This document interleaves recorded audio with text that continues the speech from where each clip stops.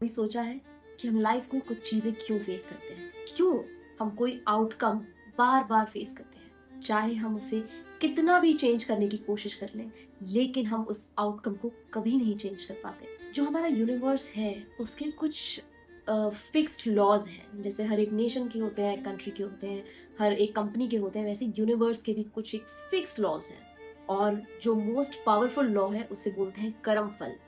English में कहें तो the law of cause and effect. Her outcome का एक सीड होता है, बीज होता है। अगर हम इस सीड को कर्मा बोले तो हर एक आउटकम का बेसिकली कर्मा होता है। 3 टाइप्स ऑफ कर्मास होते हैं।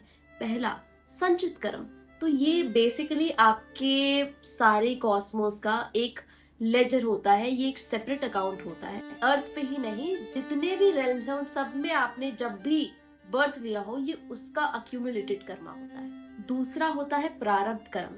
तो प्रारब्ध कर्म क्या हुआ कि आपके कुछ ही पिछले लाइफ टाइम्स, कुछ ही पास्ट लाइफ टाइम्स के जो कर्मास हैं वो अब जाके राइपन हुए हैं, तो इसलिए अब जाके आपको उनका फल मिल रहा है। तो आप करंट रियलिटी जो फेस कर रहे हो वो आपके प्रारब्ध कर्म है, आपके पास्ट लाइफ, कुछ ही पास्ट लाइफ के कर्मास आप फेस कर रहे हो।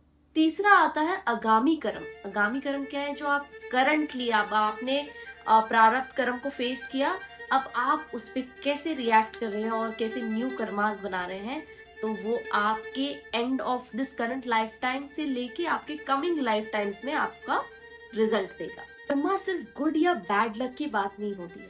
अगर हम इसे सेग्रीगेट करें तो ये 2 कर्मास में सेग्रीगेट होते हैं। पहला विकर्म, ऐसा नेगेटिव कर्म या ऐसा फोरबिडन कर्म जो फ्रिक्शन क्रिएट करता है, लोगों की लाइफ में सफरिंग क्रिएट करता है, वो होता है विकर्म।